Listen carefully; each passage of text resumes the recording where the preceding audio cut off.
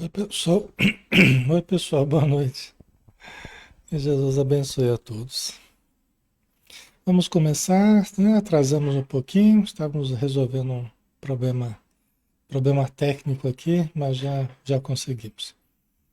Então vamos fazer a prece, pessoal, para iniciarmos o estudo, né? Aproveitarmos o nosso tempo e vamos nos preparar então, fechando os olhos, relaxando o corpo, abrindo o nosso coração, descerrando a nossa alma perante a vida estuante que nos convida a, a esta relação energética, essa sintonia com os planos superiores, a sentirmos as emoções mais elevadas, sublimarmos as nossas energias, os nossos sentimentos, os nossos pensamentos.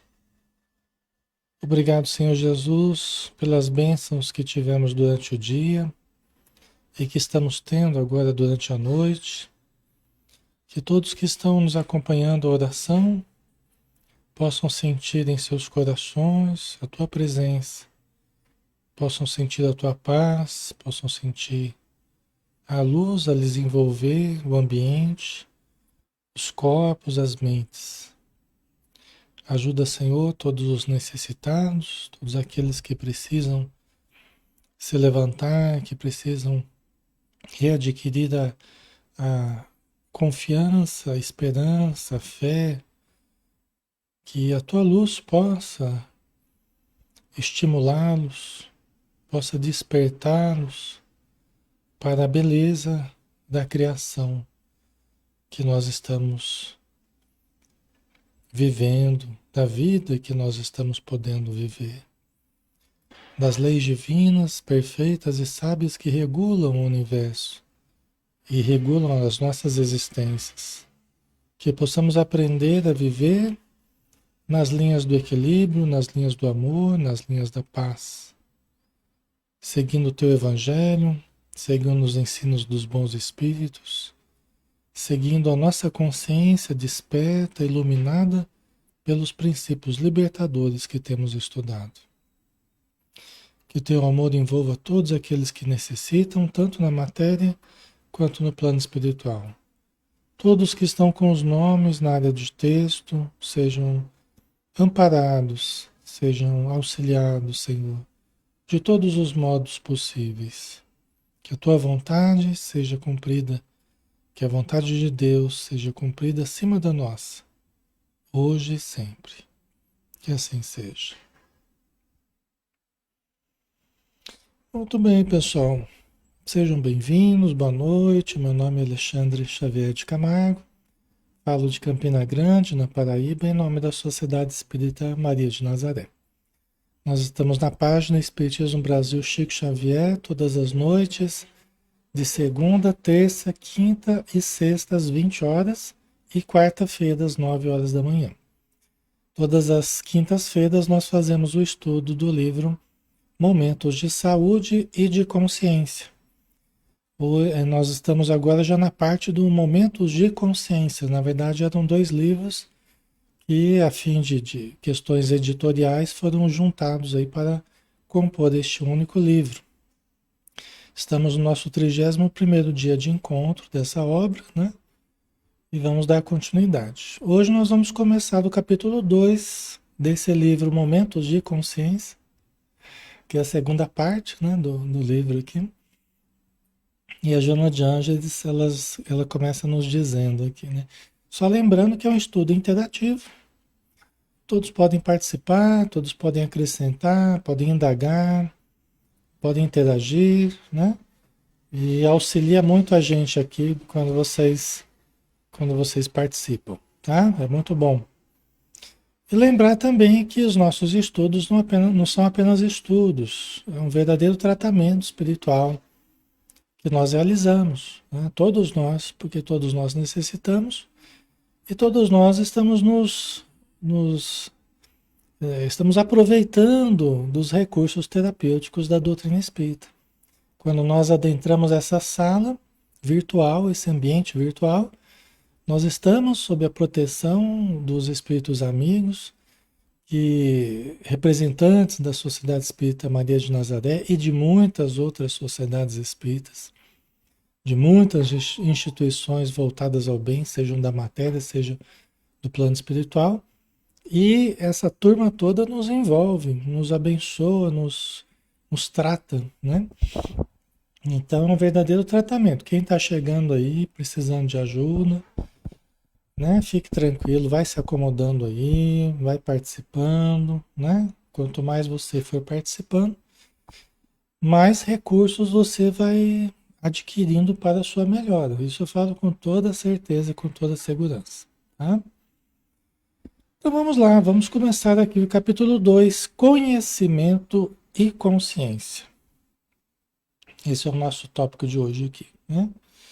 Através de uma análise cuidadosa do comportamento humano, Jung constatou que em todos os povos há uma predominância de crença em três fatores essenciais à vida: Deus, a sobrevivência da alma e a ação benfazeja pelo próximo, tanto quanto a si mesmo, né?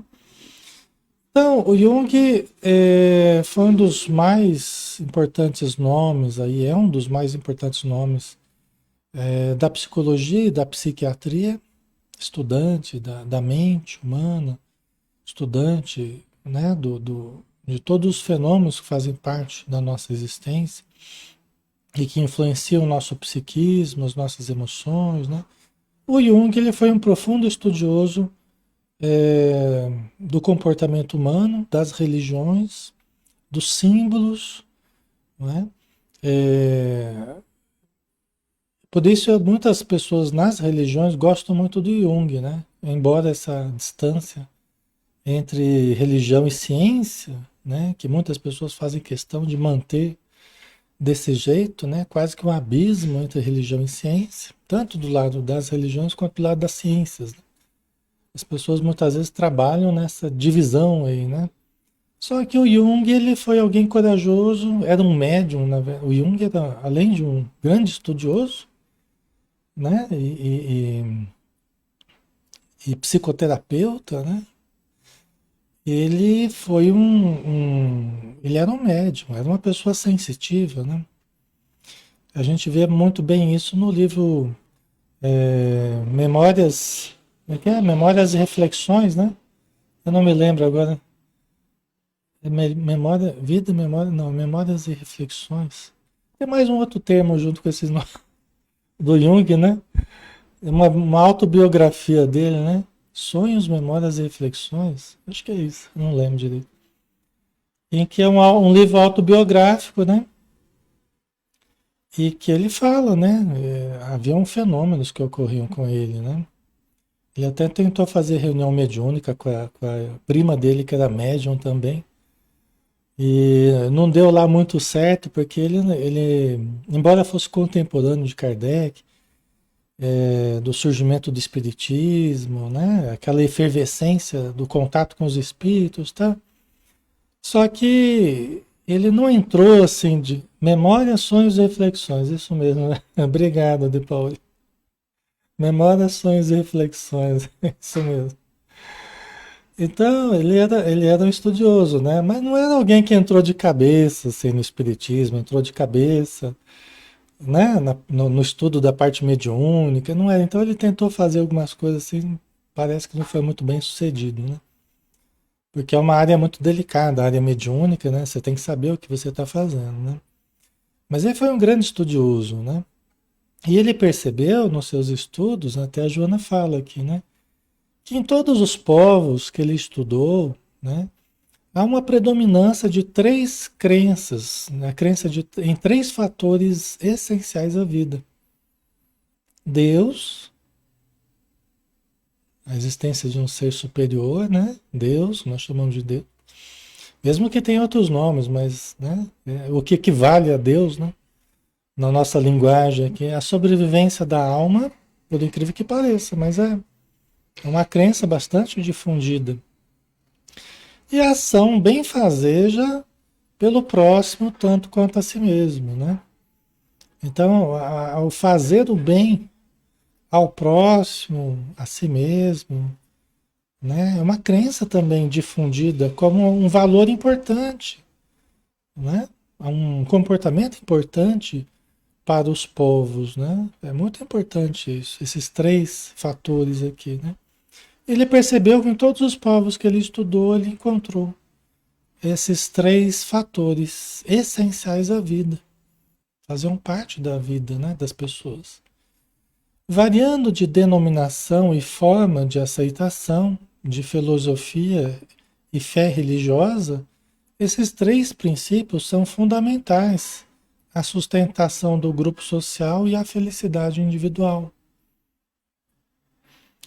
Então, lógico que varia de povo para povo, varia de os nomes que se dá a determinados comportamentos, a determinadas crenças, né?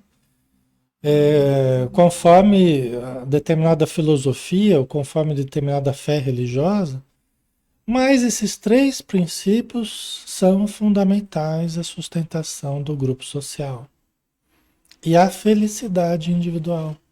Vê o que ela está colocando aqui, né? Vê que importante isso, né? E a gente percebe isso mesmo no trato com o sofrimento humano, durante todo o período que a gente vem trabalhando nessa área, né? A gente percebe exatamente isso. E cada vez mais, cada vez a gente vai entendendo melhor a importância desses três fatores, né?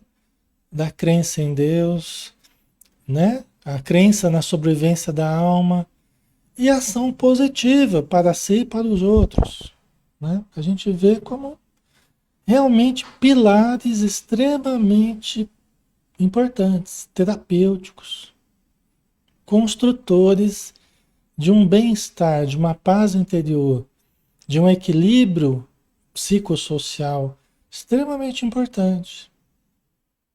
Tanto que quando a gente se depara com pessoas, com situações em que a gente vê a falta desses elementos, a gente encontra o sofrimento, a gente encontra o sofrimento mais acerbo, né? A gente encontra a desesperança, a gente encontra as depressões profundas, a gente encontra, né, a descrença, gerando inúmeros males, o afastamento da sociedade, o afastamento da vida de relação com as pessoas e os problemas advindos disso, né? Então a pessoa se fecha nela mesma, cai numa descrença, numa desesperança, e daí, pessoal, só escada abaixo, só escada abaixo. Tá? Então a gente vê que realmente, né, esses fatores que são invisíveis, imponderáveis para nós, porque são princípios, né? São abstrações a princípio, mas guiam o nosso comportamento, estruturam a nossa vida, estruturam, né, do ponto de vista lógico, a nossa mente, né? Nos ajuda a entender o sentido de tudo, o sentido de todos os fenômenos, ou quase tudo com que a gente tem que lidar, né? Certo? Faz sentido para vocês, pessoal? Fica claro o que a gente está falando?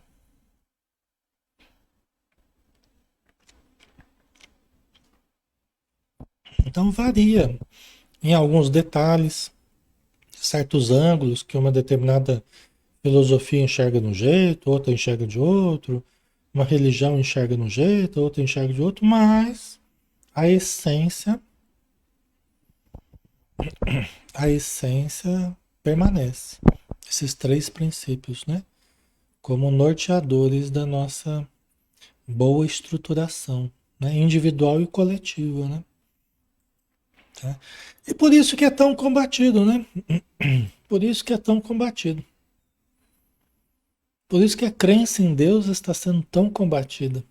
A crença em Jesus, né? É por isso que o combate a esses símbolos, né? A esses seres transcendentes e elevados, Deus, nosso Criador, Jesus, né? Nosso mestre, nosso guia. A prática do bem, né? Por isso que isso está sendo tão combatido, tão vilipendiado, tão ironizado, debochado, né?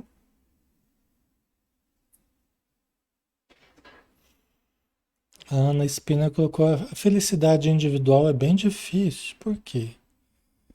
Porque ela difere do prazer, né, Ana? A estruturação da felicidade, ela difere do prazer. O prazer é de fácil aquisição e a gente busca muito o prazer, né? Mas a verdadeira estruturação da felicidade é muito mais complexa. É uma estruturação muito mais complexa do que apenas a vivência e a satisfação dos prazeres sensoriais, das gratificações dos sentidos. Na estruturação da nossa felicidade, nós podemos ter momentos de prazer, mas muito frequentemente também teremos momentos de desprazer. Veja bem, eu estou falando na estruturação da nossa felicidade, nós poderemos ter momento, a estruturação do prazer bem realizada, o prazer saudável, o prazer equilibrado, é caminho para a felicidade. Mas a estruturação da felicidade passa também por momentos de desprazer. Por exemplo, deixando um exemplo, né? Você pode estar passando por um processo expiatório, você pode estar passando por um processo difícil de colheita de questões do passado, de sofrimentos do passado, que não são prazerosos. Não são prazerosos. Geralmente a gente não recebe essas colheitas assim com aquele prazer. Geralmente não é muito prazeroso, não, né? A gente aceita, que a gente entende, a gente compreende, né? Isso nos faz lidar de uma forma muito melhor, mas não é que é uma coisa prazerosa a gente sofrer. Ninguém sente prazer na dor, né? Senão acaba caindo uma atitude masoquista, né? Mas estaremos dando passos importantes para a estruturação da nossa felicidade, mesmo passando por momentos de desprazer. Olha que interessante. Quer dizer que mesmo quando a gente está com um certo desprazer, que a vida não está assim, aquela coisa que a gente gostaria, mas não quer dizer que ela está sendo de todo perdida, não quer dizer que ela está sendo um fracasso, não quer dizer que está tudo errado, não. Mas que nós estamos muitas vezes colhendo resultados do passado e estamos estruturando passo a passo a nossa felicidade. Tá? É lógico que o que depende de nós é mudar, nós temos que mudar, nós podemos mudar. O que depende de nós transformarmos a vida em algo mais gostoso de ser vivido, mais prazeroso, mais leve. O que depender de nós, nós precisamos fazer, né? Para que fique melhor para nós. É bom, é lícito, né? Nós não temos que nos acomodar ao que está ruim sem nenhum esforço para mudar, né? Faz parte o esforço para melhorar, né? Tá, pessoal? Mas nem tudo a gente vai conseguir mudar assim na hora que a gente quer, né? Certo? Então ela diz aqui, continuando, né? São esses conceitos básicos que serviram de suporte à ética e ao pensamento filosófico, abrindo perspectivas mais amplas à integração do ser no grupo social.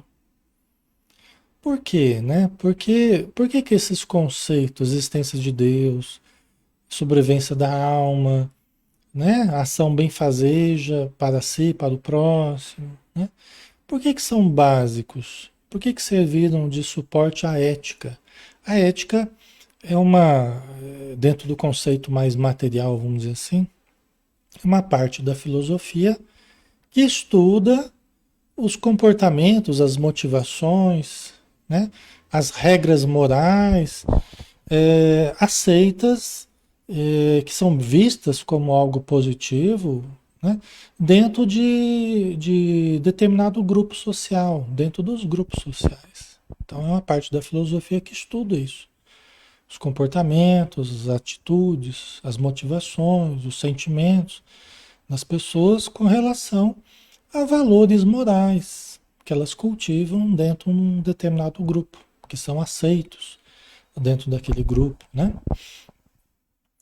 Então, esses conceitos, eles serviram de base, historicamente, para o desenvolvimento, né, da ética, para o desenvolvimento da filosofia como um todo, né? Os questionamentos que foram sendo abertos. Lógico que tem questionamento de todo tipo, tem corrente filosófica de todo tipo e para todos os gostos, né? Mas esses questionamentos, eles foram muito importantes, porque foram exercitando a mente e o sentimento das pessoas para a compreensão cada vez mais ampla, para o despertar de uma consciência, a expansão de uma consciência, né? Lógico que os valores morais, a ética, né? Do ponto de vista mais elevado, é um pouco diferente da conceituação aqui na matéria, porque é tudo que tem a ver com a nossa melhora. Quais são os comportamentos morais, né? Essencialmente morais, né? Que tem um valor ético importante para nós. São aqueles que favorecem a nossa evolução. São aqueles que favorecem a nossa compreensão, ampliação do nosso entendimento na direção da transcendência. É tudo que tem a ver com o bem legítimo. É tudo que promove o indivíduo. É tudo que harmoniza, né? Que leva à saúde espiritual e pode levar à saúde física também, como consequência, né? Então é muito mais profundo do que a nossa visão aqui na Terra, né? Aqui na Terra, as conceituações éticas, morais, né? Elas sofrem certos prejuízos da nossa visão mais restrita. Mas quando a gente começa a estudar mais a vida espiritual, as leis divinas, a gente vê que ganha uma conotação muito mais elevada, superior àquela que nós vemos aqui na matéria. Entendeu? Certo? E é atrás disso que nós estamos, né? É atrás disso que nós estamos, porque isso nos leva a um comportamento mais refinado, né? Isso nos conduz a uma atitude mais refinada em termos de sutileza do que é o bem, do que é amar, do que é ajudar, né? A gente sai do padrão comum, do que as pessoas normalmente entendem como certo e errado, a gente passa a ter uma visão muito mais ampla do que é certo e errado, do que é bom, do que é mal, do que é justo, do que é injusto, né? Certo? Ok, pessoal? Então vamos lá. Essas manifestações procedem originalmente do eu espiritual e são trazidas da erraticidade onde ele se encontrava antes da reencarnação, né? De onde que vem essa conceituação mais elevada? De onde que vem esse sentimento mais elevado, essa conduta mais elevada? Vem do plano espiritual. Ah, não é daqui não, Alexandre? Não, não é. Originalmente, não é daqui. Por quê? Porque nós fomos recebendo estímulos do alto, nós fomos recebendo estímulos daqueles que estão mais avançados do que nós. Na nossa cultura, nas várias culturas, no planeta, em todos os períodos históricos, as civilizações foram recebendo estímulos de seres elevados que vinham reencarnando, trazendo conteúdos elevados, trazendo conceitos mais elevados, trazendo uma visão mais elevada, para fermentar aqui na Terra, para fomentar aqui na Terra uma visão superior, um conceito superior, uma atitude superior. Tá? Então nós somos guiados nesse sentido, nós somos guiados pelos seres mais evoluídos do que nós. Em contato com eles no plano espiritual, em contato com eles encarnados aqui no plano material, né? Eles vão nos ajudando a ampliarmos os nossos conceitos. Eles vão nos ajudando a melhorar o nosso modo de agir, o nosso modo de sentir. Todos os enviados, né, de Jesus, em toda a história do planeta, Jesus foi enviando pessoas para todos os campos, pessoas elevadas, espíritos elevados, que foram os grandes nomes, alguns bem conhecidos da história, outros anônimos, mas que tiveram uma grande ação numa determinada região, numa determinada época, né? Certo? A Joana é um deles, né? A Joana de Anjos, né? Já teve várias encarnações, encarnações elevadas, encarnações úteis, produtivas, ajudando com a parcela dela para fomentar uma melhora no ser humano, na coletividade, no grupo social, nos indivíduos, né? Joana de Anjos é uma delas, né? Há séculos aí, há milênios, na verdade, ela trabalha por nós, né? Trabalha para nos ajudar, né? Joana de Anjos, que foi Joana de Cusa, na época que morreu queimada, né? Na época de Jesus, foi, pelo que tudo indica, teria sido a irmã Clara, de Francisco de Assis, teria sido a irmã Clara, Santa Clara. O Divaldo conta, né, que uma vez ele foi visitar na região de Assis ali, eu não sei exatamente onde é que está os despojos de Santa Clara, né? E a Joana, sem falar nada para ele, ele estava diante, ele diz que está muito bem conservado, né? É uma coisa impressionante ali o corpo da Santa Clara, né? Clara de Assis, né? E aí ele foi visitado e diante ali da fisionomia de Clara, né? A Joana de Anjos apareceu do lado, assim, sem falar nada para ele. Aí ele percebeu a similitude de fisionomia das duas. E ela nunca falou nada sobre isso para ele, né? E nem para ninguém, vamos dizer assim. Mas ele entendeu que era a mesma pessoa. E ela teria reencarnado também como Juana Inés de la Cruz, a maior poetisa da língua hispânica, né? Também a gente sabe que teve uma reencarnação como a Joana Angélica de Jesus aqui no Brasil, tem até uma em Salvador, tem uma avenida lá, Joana Angélica, né, o nome dela.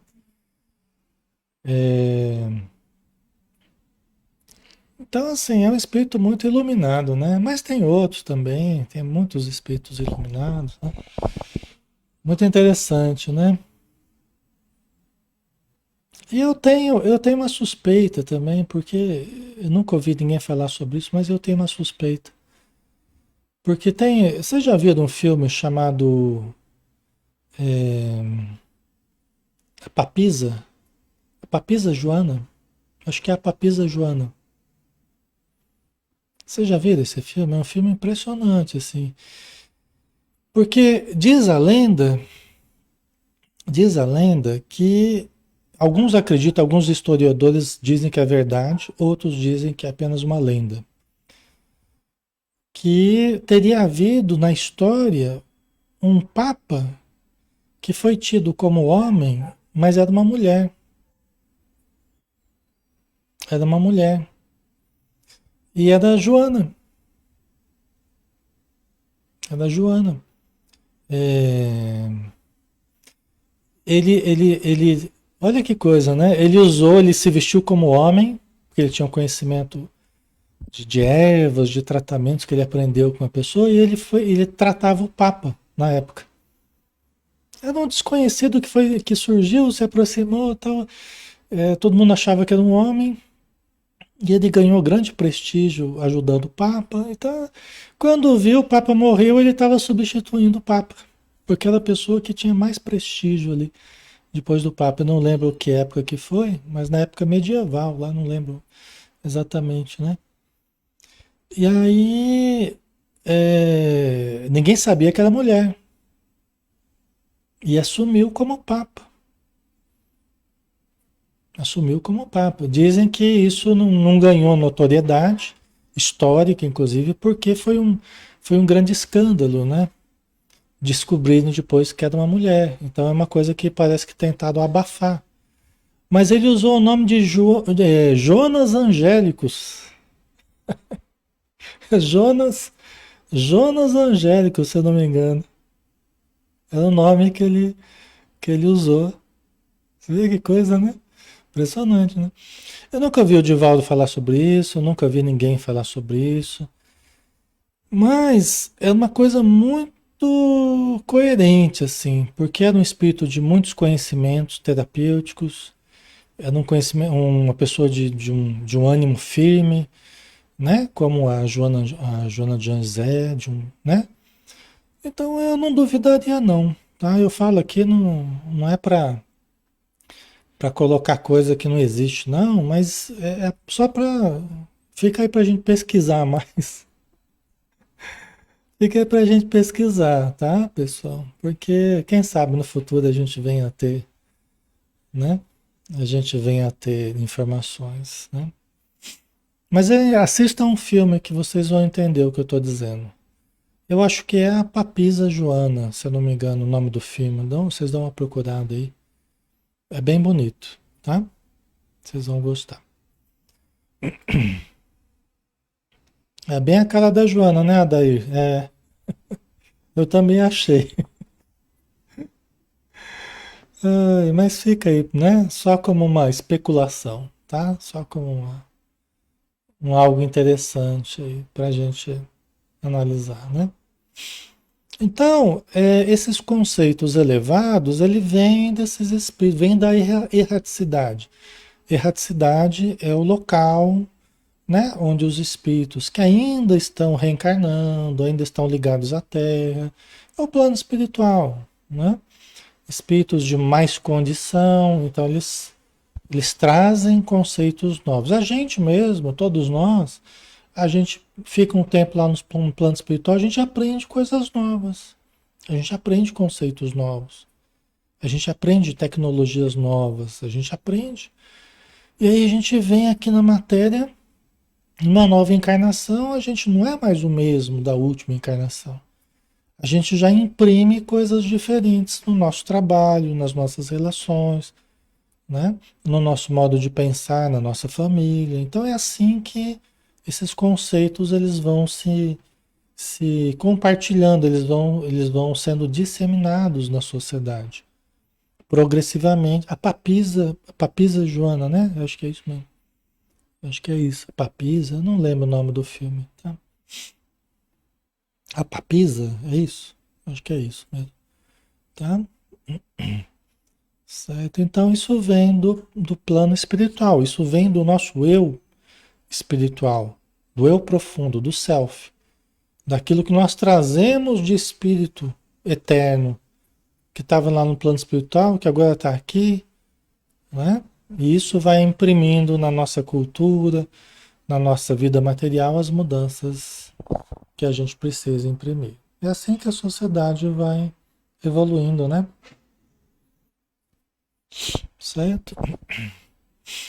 Por tal razão, o conceito do arquétipo coletivo, do mesmo Jung, que tentaria explicar a crença ao invés de haver surgido no indivíduo e transmitido às gerações sucessivas, porque o Jung ele tinha esse conceito do inconsciente coletivo, né? É, que nós recebemos, né? Nós recebemos, todos nós recebemos heranças arquetípicas, né? Lembramos inconscientemente de experiências dos antepassados, né? Então, essas experiências de milênios atrás podem ressurgir em culturas diferentes, em locais diferentes, porque há um inconsciente coletivo que se comunica do passado com o presente, que se expressa em símbolos, né, em artes, que se expressa em modos de agir, em histórias, né, que tem a mesma raiz lá no inconsciente coletivo e que isso passa de geração em geração, né?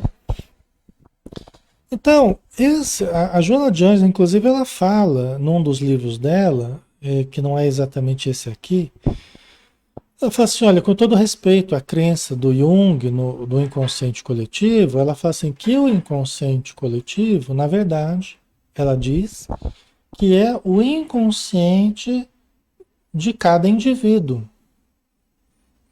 Por quê?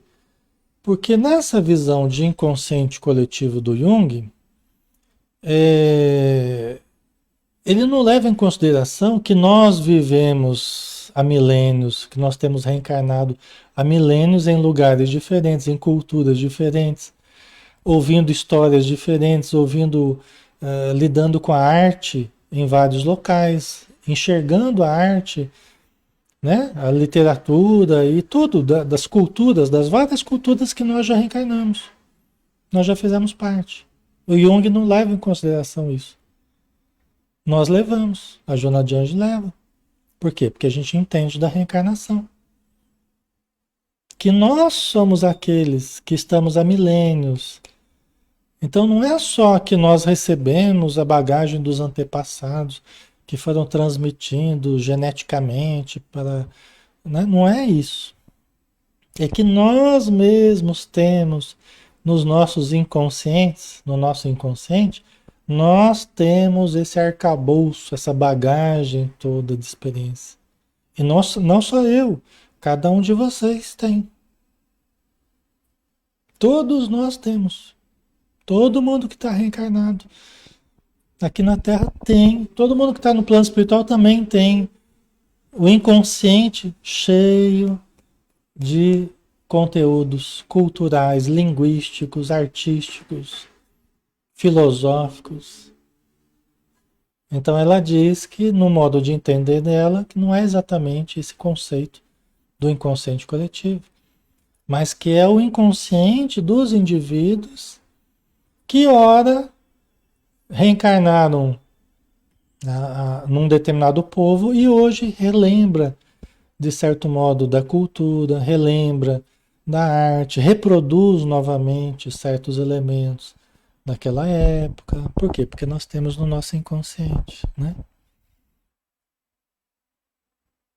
Certo? Ok, pessoal?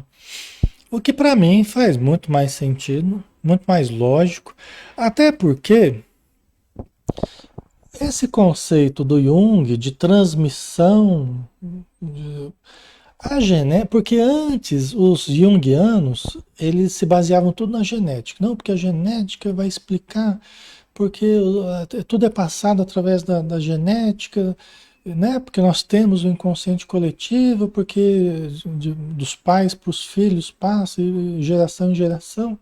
Só que o conhecimento genético foi sendo ampliado e esse conceito propriamente de passar elementos culturais de uma geração para eles não, isso aí foi caindo por terra. Não é bem assim que acontece a coisa.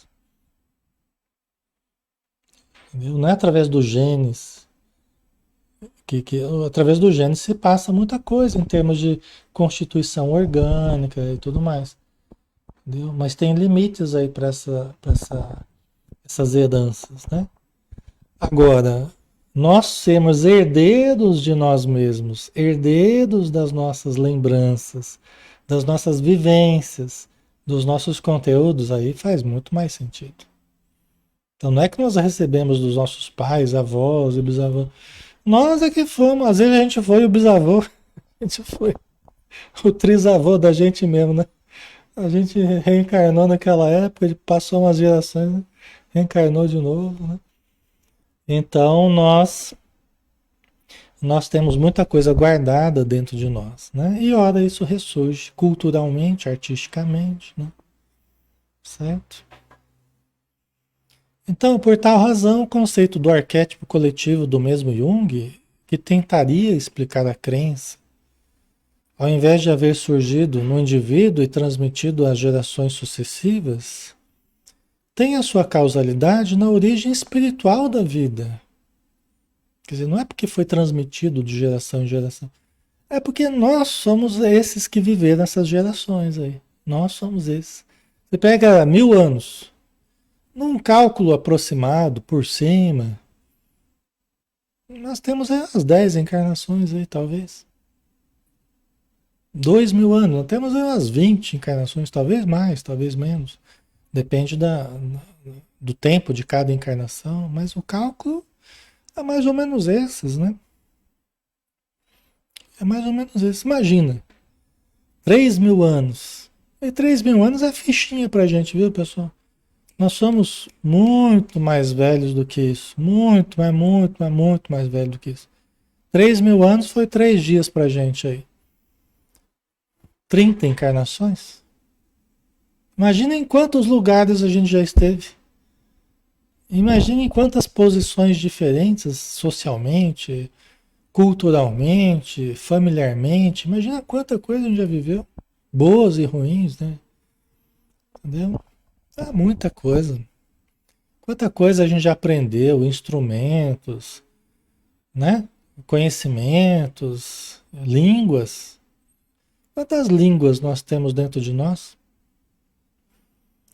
né? Quantas linguagens nós já aprendemos? Um monte, certo? Então ela está reforçando isso aqui, falando, né? Tem a sua causalidade, na verdade, essas crenças, isso tudo, né? Todos esses fatores que nós estamos falando aqui, eles têm origem espiritual. É o espírito que foi vivendo essas existências de encarnação em encarnação, foi desenvolvendo os valores culturais, foi desenvolvendo os valores artísticos, os seus potenciais culturais, artísticos, mentais, né? Parapsicológicos, mediúnicos, né? Tá? Certo? Então tem a sua causalidade na origem espiritual da vida, que permanece em germe no processo da evolução, até o momento quando assume forma e expressão na consciência atual, né? Na fase humana, né? Passamos um longo período na animalidade até a gente chegar à fase humana, né? E podendo analisar tudo isso, podendo questionar sobre tudo isso, né? Nós temos heranças aí de todos os 3 reinos que nós passamos, né?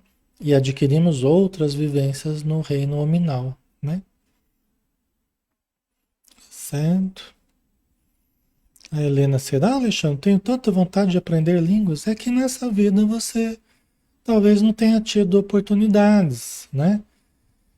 E, e a gente aprende, a gente é colocado aqui no Brasil, você aprende o português, né? Se tiver um pouco mais de oportunidade, você aprende lá o inglês, o espanhol, o francês, né? Então, mas a gente vem focado para viver nessa região, para morar nessa, né? Para ter experiência nessa família, nesse núcleo, nesse ambiente cultural, né? Ah, Alexandre, mas a gente pode viajar, pode ir para outros países? Pode. Às vezes a pessoa sente necessidade de ir para outros países, outras culturas e falar outras línguas. E isso pode ser muito importante para a pessoa, até para a vida que ela vai ter, para as responsabilidades que ela vai ter e tudo mais, né? E outros não sentem tanta necessidade assim, né? Mas se a gente fosse lembrar,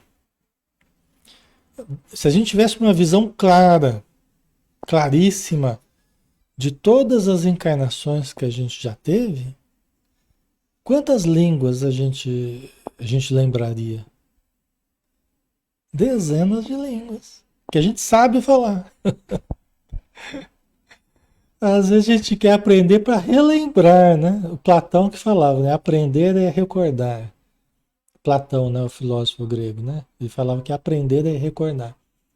Porque aqui a gente não aprende nada muito original. Muito do que a gente faz aqui é só recordar mesmo, né? E o aprender línguas aqui provavelmente é recordar, né? Ai, ai. Eu cresci numa cidade, eu cresci num colégio que era um colégio alemão. Eu tive que estudar alemão até a oitava série. Não lembro quase nada de alemão. Não gostava de estudar alemão, né? Além de inglês, né? Chegou uma certa época que eu tive uma vontade muito grande de estudar francês. Aí fui estudar um pouco de francês. Mas também não sei quase nada, né? Mas é assim, né?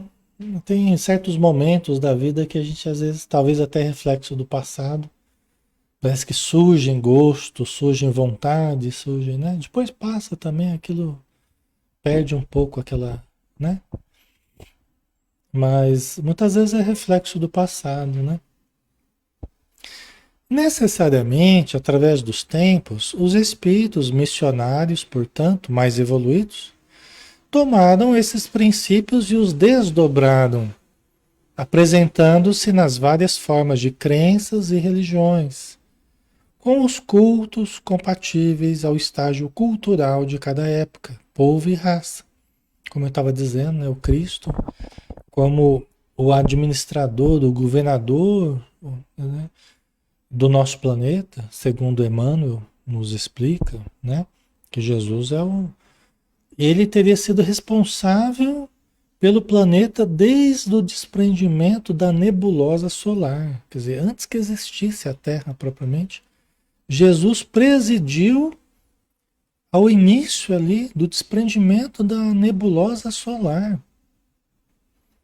né? Que é uma das teorias aí que planetas do sistema solar faziam parte de uma imensa nebulosa, nebulosa solar, e o núcleo dessa nebulosa acabou se tornando o Sol, né? E essa nebulosa ela acabou formando vários planetas, cada um dentro de um momento específico ali, né? Teve um desenvolvimento específico, inclusive a Terra, né? Então, enfim, né?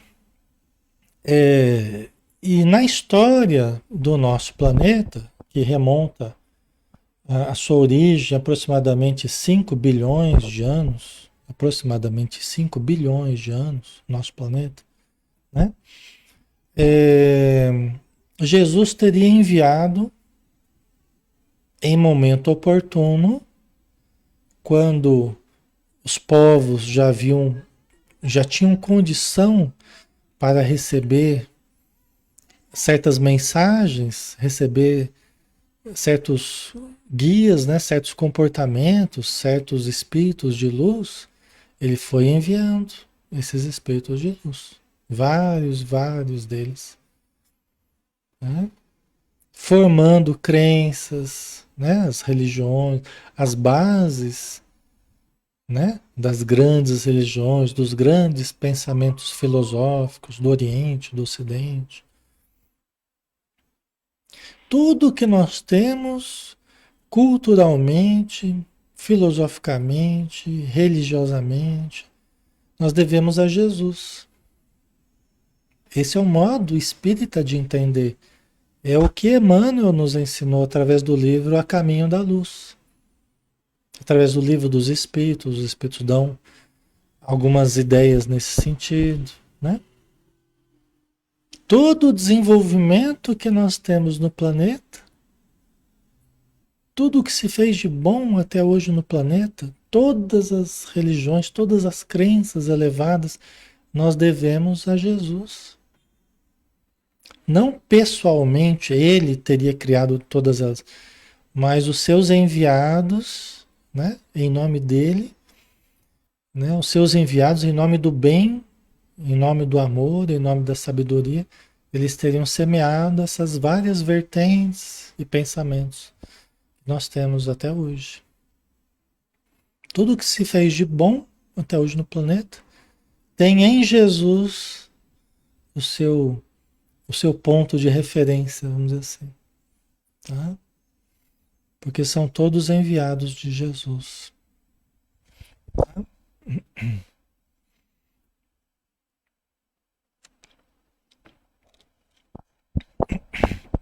Mesmo, mesmo que os elementos dessas religiões, desses pensamentos não acreditem nisso, tá? E provavelmente não acreditem, não acreditam, não vão acreditar, pelo menos por enquanto, independente disso, tá? Nós estamos dizendo aqui o pensamento espírita a respeito, o pensamento que os espíritos nos trouxeram a respeito de Jesus e a respeito do planeta. Se você for perguntar para um budista, for perguntar para um muçulmano, ele não vai dizer que não, lógico.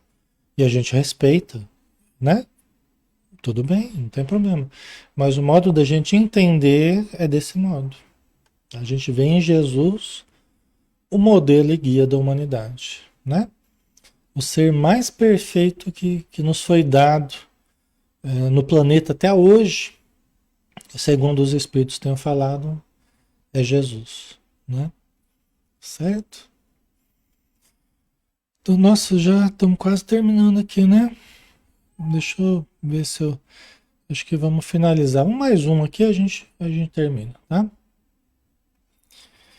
À medida que são aprendidos os seus profundos significados, revestem-se das fórmulas desnecessárias e passam à posição ética de comportamento em relação à vida, a si mesmo e ao próximo, né? Então veja bem, de tudo que foi ensinado por esses seres que vieram em nome de Jesus, que vieram em nome do bem, em nome da sabedoria universal, cósmica, né? Enviados dos planos superiores para a Terra, né? Tudo que eles vieram trazer aqui, as pessoas, em cada momento da civilização, em cada momento dos povos, né? Em cada região, foram assimilados de formas específicas, junto com rituais específicos, né?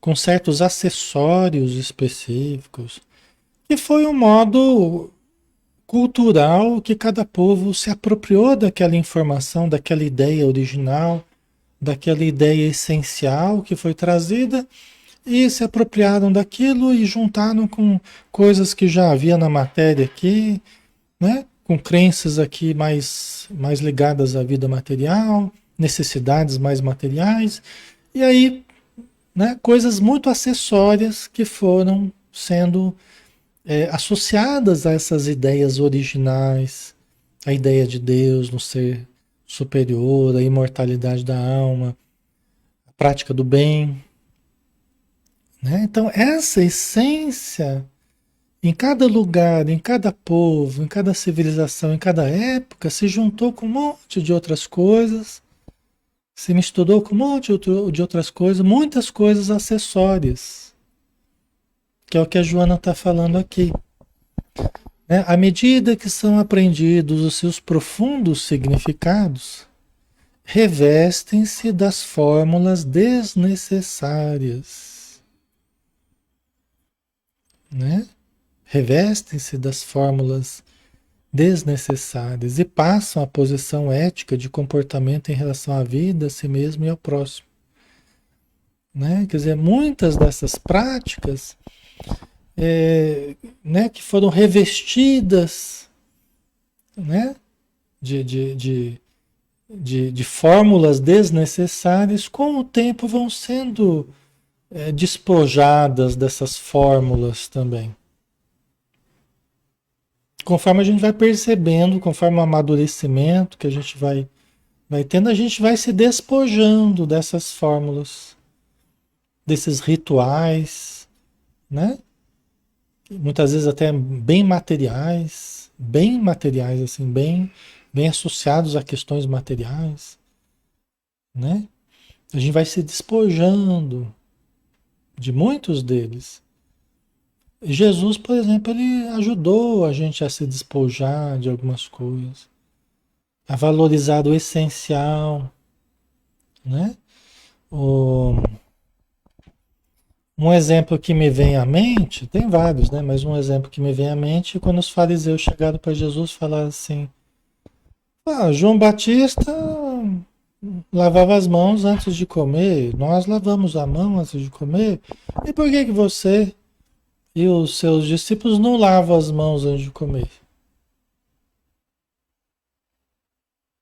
Não é? Por que que vocês são diferentes? E o lavar as mãos antes de comer era um ato religioso. Não é porque era uma coisa para limpar a mão, por causa dos germes, dos micróbios, não é isso. Que era bom fazer isso. É bom até hoje, né? A gente tem que lavar as mãos. Mas hoje a gente entende isso como uma coisa saudável para nós, não é que é um ato religioso para nós. Mas os religiosos na época de Jesus, eram cheios desses rituais, cheios dessas práticas que tinham um caráter religioso para eles. E não fazer isso era uma temeridade, era ir contra a religião. E tinha castigo, tinha punições, tinha coisas muito sérias aí, né? Tanto que eles ficavam doidos com Jesus, porque Jesus não estava lavando as mãos antes de comer, né? Aí Jesus fala assim: olha, vós, fariseus, vos preocupais muito com o exterior, com a limpeza do prato e do copo, e os vossos corações estão cheios de rapinas. Vós sois sepulcros caiados, brancos por fora e por dentro cheios de podridão. Não é?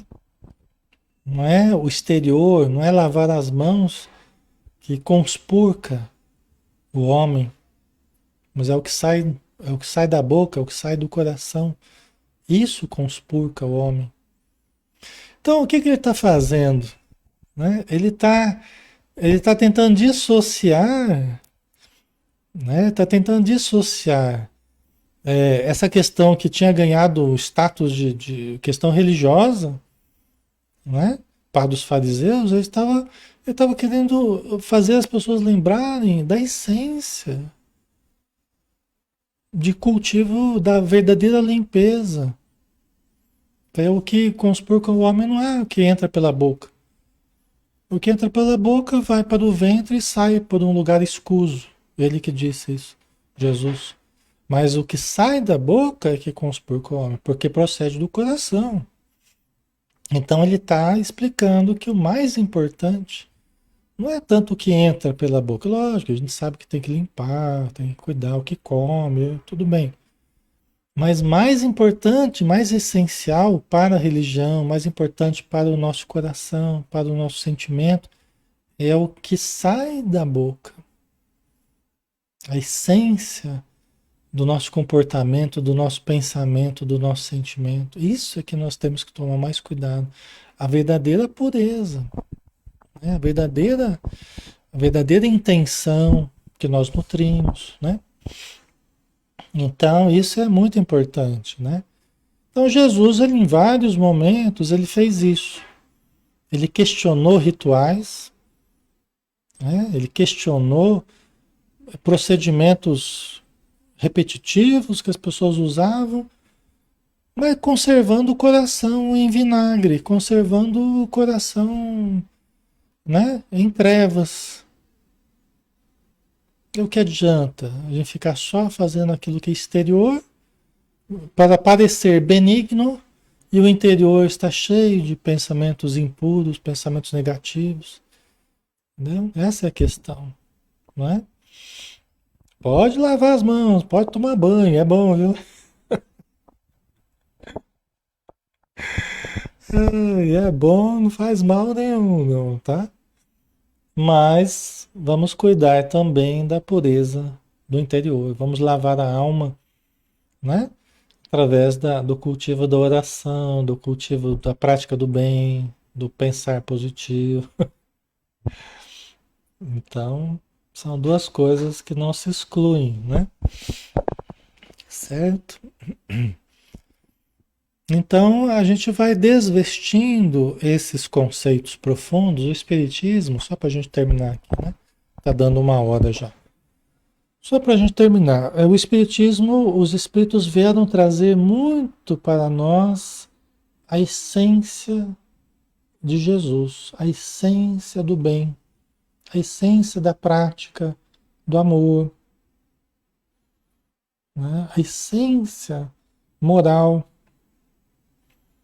para a gente se desvestir dos atavios, das fórmulas exteriores, da materialização da fé.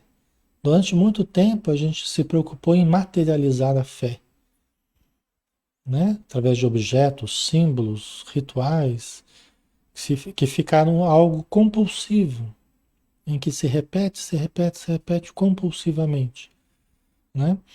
E os espíritos vêm fazer a gente lembrar de tudo que a gente for fazer, fazermos com o coração. Estarmos presentes, estarmos sentindo, ter um porquê fazemos isso, ter um sentido, e não uma ação desprovida de sentido, repetitiva, compulsiva, em nome da religião, em nome, né, da crença. Não.